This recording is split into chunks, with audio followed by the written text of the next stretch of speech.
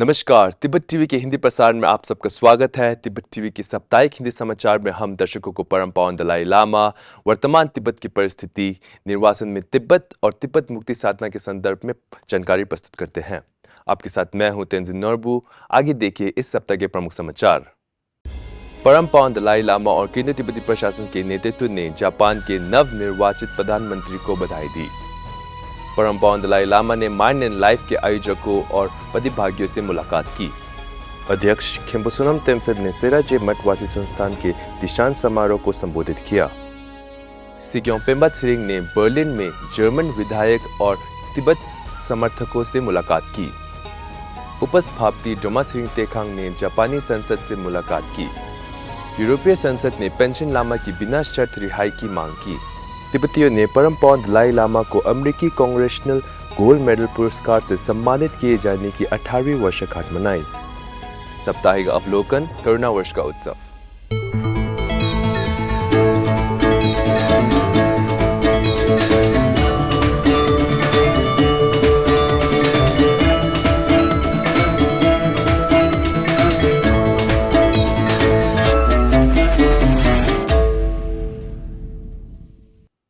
परम पावन दलाई लामा ने सनाई ताकेइची को पत्र लिखकर जापान की प्रधानमंत्री चुनने जाने और जापान की पहली महिला प्रधानमंत्री बनने पर बधाई दी। पत्र में परम पावन ने परमाणु निस्त्रीकरण में जापान की योगदान और वैश्विक शांति में उनके योगदान की सराहना की। अपनी मां को एक दयालु महिला के रूप में उदाहरण देते हुए परम पावन ने उनमें करुणा के साथ नेतृत्व करने की दृढ़ आस्था व्यक्त की तथा कहा कि नेतृत्व में अधिक महिलाएं विश्व को अधिक समझदार और शांतिपूर्ण स्थान बनाएगी।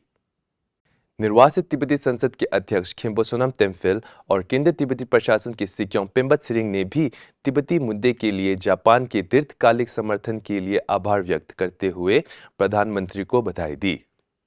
17 अक्टूबर को परम पावन दलाई लामा ने धर्मशाला स्थित अपने आवास पर 39वें माइंड एंड लाइफ सम्मेलन के सदस्यों और प्रतिभागियों से मुलाकात की। बैठक के दौरान परम पावन ने तर्क और विवेक पर जोर देने के कारण बौद्ध दर्शन में बढ़ती वैश्विक भागीदारी पर बात की और स्वयं को बौद्ध विश्व में एक वैज्ञानिक बताया।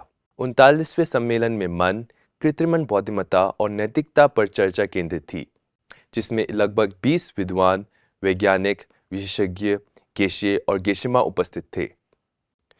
पिछले सप्ताह निर्वासित तिब्बती संसद के अध्यक्ष खेम्बो सोनम तेम्फिल ने परम पावन दलाई लामा के 90वें जन्मदिन के उपलक्ष्य में सेराजे मठ संस्थान के दीक्षांत समारोह में भाग लिया।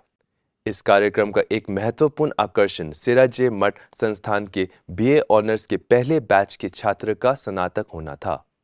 सभा में अपने संबोधन में वक्ता ने निर्वासन में तिब्बत बौद्ध धर्म के संरक्षण में परम पावन दलाई लामा के अथक प्रयासों पर प्रकाश डाला तथा भारत में निर्वासन में मठ संस्थानों के पूर्ण निर्माण में उनकी महत्वपूर्ण भूमिका के लिए भारत सरकार और कर्नाटका राज्य के प्रति आभार व्यक्त किया।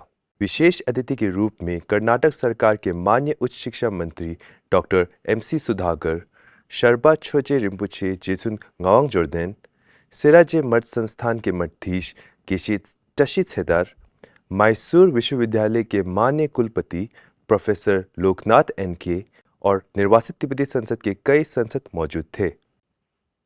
केंद्रीय तिब्बती प्रशासन के सिक्यों पेम्बा त्सिरिंग ने अपनी आधिकारिक व्यवस्था जारी रखते हुए मेक्सिको और बर्लिन में सांसदों और पत्रकारों से मुलाकात की।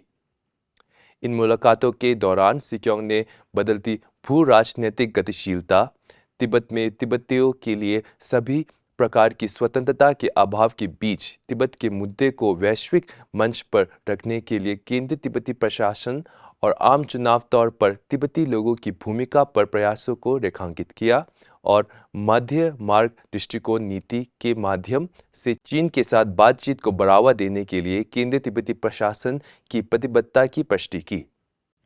सिक्यों ने परम पावन दलाई लामा की 4 प्रमुख प्रतिबद्धताओं पर भी प्रकाश डाला और प्रवासी तिब्बती लोगों की समृद्ध स्थिति का श्रेय परम पावन के दूरदर्शी नेतृत्व को दिया। बर्लिन में सिक्योंग ने पिछले शुक्रवार को तिब्बत के लिए जर्मन संसदीय समूह के अध्यक्ष माइकल ब्रांड, जर्मन संसदीय के सदस्यों कार्स्टन मुलर और सुजन हर्ल, तिब्बत के लिए अंतर्राष्ट्रीय अभियान के काई मुलर और तिब्बत समर्थन समूह के सदस्यों से मुलाकात की। निर्वासित तिब्बत संसद के उपाध्यक्ष डोमा त्सिरिंग तेखांग ने ओसाका के ताकात्सुकी से जापानी संसद सदस्य सादायुकी कोमोरी का स्वागत किया। उपसभापति ने संसद कोमोरी को तिब्बत की गंभीर स्थिति से अवगत कराया तथा भविष्य में दोनों समुदाय से के बीच गहन सहयोग की आशा व्यक्त की। संसद कोमोरी ने बताया कि परम पावन दलाई लामा ने जापान में उनके स्कूल का कई बार दौरा किया और तिब्बत ने हमेशा उनके दिल में एक विशेष स्थान रखा है, जिसने उन्हें धर्मशाला आने के लिए प्रेरित किया। पिछले बुधवार को 42वें यूरोपीय सचिव अंतर संसदीय बैठक में यूरोपीय संसद ने मानवाधिकारों के गंभीर मामलों को सामने रखा। तिब्बत के अंदर की गंभीर स्थिति को पीपल्स रिपब्लिक ऑफ चाइना के प्रतिनिधियों के समक्ष प्रमुखता से उठाया गया। यूरोपीय संसद के सदस्यों ने चीन से 11वें पेंशन लामा की बिना शर्त रिहाई का आह्वान किया। अंतर संसदीय बैठक से पहले ब्रसेल्स स्थित तिब्बत कार्यालय और तिब्बत के लिए अंतर्राष्ट्रीय अभियान ने सक्रिय रूप से यूरोपीय संसद सदस्यों से संपर्क किया और उनसे तिब्बत में मानवाधिकार की स्थिति को उठाने का आग्रह किया तथा बैठक के दिन उन्होंने तिब्बत में स्वतंत्रता की मांग करते हुए यूरोपीय संसद के निकट विरोध प्रदर्शन किया। पिछले हफ्ते प्रवासी तिब्बतियों ने परम पावन 14वें दलाई लामा को अमेरिकी कांग्रेशनल गोल्ड मेडल पुरस्कार से सम्मानित किए जाने की 18वीं वर्षगांठ मनाई। 18 अक्टूबर 2025 को मैसाचुसेट्स एमहर्स्ट के क्षेत्रीय तिब्बती संघ के स्थानीय तिब्बती समुदाय, तिब्बती मित्रों और आसपास के विश्वविद्यालय के छात्रों के साथ इस कार्यक्रम का जश्न मनाया। मनकोट में मुख्य प्रतिनिधि कार्यालय बेंगलोर, तिब्बती सेटलमेंट कार्यालय मनकोट और ड्रिपुंग गोमांग मठ ने संयुक्त रूप से प्रार्थना समारोह और पारंपरिक नेतृत्व प्रदर्शन के साथ इस कार्यक्रम का जश्न मनाया। 105वें गंदे ठिपा जेचुन लोब्सांग दोजे पल सांगबो और कई अन्य गणमान्य व्यक्तियों ने इस कार्यक्रम की शोभा बढ़ाई। परम पावन 14वें दलाई लामा को 17 अक्टूबर 2007 को वाशिंगटन डीसी में अमेरिकी कैपिटल के रोटोंडा में आयोजित एक ऐतिहासिक समारोह में इस प्रतिष्ठित सम्मान में सम्मिलित किया गया। इस पुरस्कार ने शांति, अहिंसा, मानवाधिकारों और सार्वभौमिक करुणा के प्रति परम पावन की आजीवन प्रतिबद्धता को मान्यता दी। खुदन करुणा वर्ष समारोह के एक भाग के रूप में देहरादून के तिब्बती बस्ती कार्यालय ने तिब्बती मार्केट वेलफेयर एसोसिएशन देहरादून के सहयोग से नेताजी सुभाष चंद्र बोस छात्रावास में वंचित बच्चों के लिए धर्मांतर वस्त्र वितरित किए।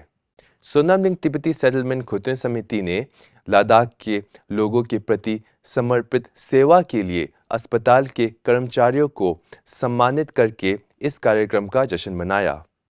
नेपाल में मनंग तिब्बती सेटलमेंट कार्यालय ने इस महीने 2 दिवसीय खुदन तिब्बती औषधि स्वास्थ्य शिविर का आयोजन किया, जिसमें निःशुल्क चिकित्सा जांच की सुविधा प्रदान की गई। क्युम्फे तिब्बती सेटलमेंट कार्यालय और भूटिया सामाजिक कल्याण फाउंडेशन ने संयुक्त रूप से एक भव्य प्रदर्शनी का आयोजन किया, जिसमें परम पावन दलाई लामा के जीवन, विरासत और प्रमुख प्रतिबद्धताओं को दर्शाने वाली दुर्लभ अभिलेखीय तस्वीरें के साथ साथ एक विशेष तिब्बती सुलेख अनुभाग भी प्रदर्शित किया गया। इसी के साथ आज का समाचार यही समाप्त होता है। अगले हफ्ते हम फिर मिलेंगे, तब तक के लिए मुझे आज्ञा दीजिए। धन्यवाद।